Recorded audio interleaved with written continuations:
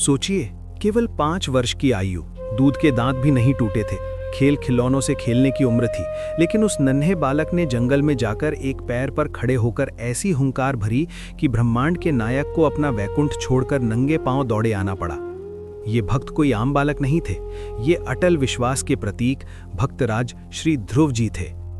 इनकी कहानी हमें सिखाती है कि भगवान उम्र नहीं देखते, वे डिग्रियां नहीं देखते, वे तो बस जिद देखते हैं, पाने की जिद। श्री भक्तमाल में ध्रुव जी का चरित्र अपमान से उत्थान की सबसे बड़ी मिसाल है। श्री भक्तमाल में वर्णन आता है कि ध्रुव जी का जन्म राजा उत्तानपाद की बड़ी रानी सुनीति की कोख से हुआ था, किंतु राजा अपनी छोटी रानी सुरुचि के वश में थे। जीवन का सबसे बड़ा मोड़ तब आया जब एक दिन 5 वर्ष के ध्रुव ने अपने पिता की गोद में बैठना चाहा। श्री भक्तमाल में उल्लेखित है कि सौतेली मां सुरुचि ने उन्हें हाथ पकड़कर राजा की गोद से अलग कर दिया और कठोर वचन कहे, अरे यदि पिता की गोद में बैठना चाहते हो तो तपस्या करके भगवान को प्रसन्न करो और मेरी कोख से जन्म लो। सोचिए उस नन्हे से दिल पर क्या गुजरी होगी। पिता चुप रहे, कुछ नहीं बोले। रोते हुए ध्रुव अपनी मां सुनीति के पास गए। यहाँ एक माँ का संस्कार देखिए। सुनीति ने राजा को गाली नहीं दी, बल्कि ध्रुव को सही रास्ता दिखाया। श्री भक्तमाल में वर्णन आता है कि माँ ने कहा, बेटा तुम्हारी सौतेली माँ सत्य ही कहती है, तुम्हारी अभिलाषा तो एक भगवान ही पूर्ण कर सकते हैं। बस यही वो क्षण था जब ध्रुव का बाल हठ भक्ति हठ में बदल गया। उन्होंने माँ से कहा, माँ मुझे आज्ञा दो, मैं भगवान से मिलकर उन्हीं से सब कुछ प्राप्त करूंगा। ध्रुव वन की ओर चल पड़े। रास्ते में देवर्षि नारद मिले।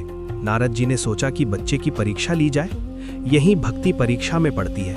नारद जी ने कहा, बेटा अभी तुम बच्चे हो, लौट जाओ, जंगल में शेर है और भगवान इतनी आसानी से नहीं मिलते, बड़े बड़े योगी भी जन्मों तक तपते हैं। लेकिन ध्रुव का निश्चय देखिए। उन्होंने कहा, मुने आप मुझे डराइए मत, मुझे तो बस रास्ता बताइए कि वे कहाँ मिलेंगे। ध्रुव की दृढ़ निष्ठा देखकर नारद जी पिघल गए और उन्हें द्वादशाक्षर मंत्र दिया। ध्रुव जी यमुना जी के तट पर मधुवन में पहुंचे। उन्होंने तपस्या शुरू की।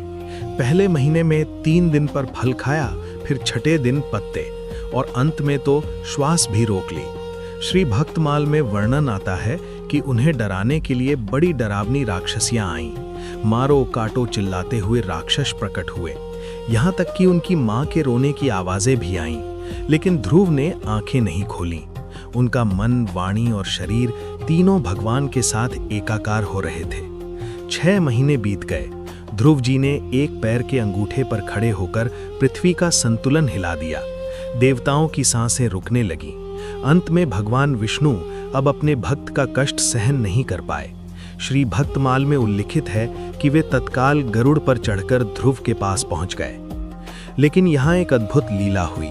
भगवान सामने खड़े हैं, पर ध्रुव आंखें नहीं खोल रहे, क्योंकि वे तो अपने हृदय में भगवान की छवि को देख रहे थे। तब भगवान ने एक लीला की। श्री भक्तमाल में वर्णन आता है कि भगवान ने उनके ध्यान से अपने स्वरूप को हटा लिया। जैसे ही अंदर से छवि गायब हुई, ध्रुव जी घबराकर आंखें खोले तो देखा कि वही छवि साक्षात बाहर खड़ी है। ध्रुव जी छोटे थे, स्तुति करना नहीं जानते थे, बस हाथ जोड़े खड़े रहे।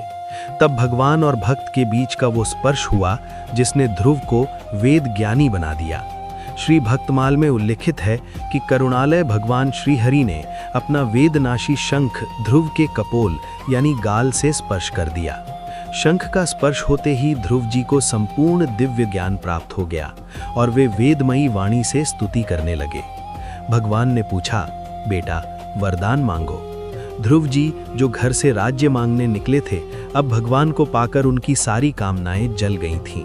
उन्हें लगा कि मैं कांच के टुकड़े ढूंढने आया था और मुझे हीरा यानी भगवान मिल गया।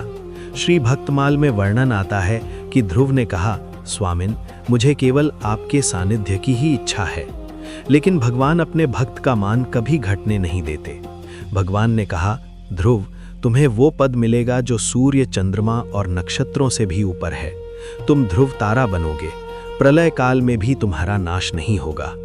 36,000 वर्षों तक पृथ्वी का पालन करके अंत में मृत्यु के सिर पर पैर रखकर ध्रुव जी सदैव वैकुंठ पधारे। तो मेरे प्यारे भगवत प्रेमियों, ध्रुव जी का चरित्र हमें सिखाता है कि अगर निश्चय पक्का हो तो भगवान को 6 महीने में भी पाया जा सकता है। अपमान का बदला लड़कर नहीं, बल्कि इतना बड़ा बनकर लो कि दुनिया देखती रह जाए। ध्रुव जी ने अपनी सौतेली मां से भी बैर नहीं रखा। यही एक सच्चे वैष्णव की पहचान है। आज की ये पावन कथा जो हमें संकल्प की शक्ति सिखाती है, यहीं विश्राम लेती है। लेकिन प्रभु के प्रियों की ये यात्रा अभी थमी नहीं है। कल हम श्री भक्तमाल के अगले पन्ने पलटेंगे और दर्शन करेंगे भगवान श्री कृष्ण के एक ऐसे सखा का जो देखने में बिल्कुल कृष्ण जैसे ही लगते थे। वे ज्ञान के बहुत बड़े अहंकारी थे। उन्हें लगता था कि प्रेम और गोपियां सब पागलपन है। तब श्री कृष्ण ने उन्हें ब्रज भेजा एक चिट्ठी देकर, और जब वे ब्रज से लौटे तो उनका ज्ञान का घड़ा फूट चुका था और वे प्रेम में पागल होकर लौटे थे। क्या आप जानते हैं वे कौन थे जिन्हें ब्रज की लता पता बनना स्वीकार था? कमेंट में उस परम ज्ञानी प्रेमी भक्त का नाम लिखिए और अपने संकल्प को मजबूत करते हुए बोलिए, जय ध्रुव महाराज, जय श्री हरि, राधे राधे।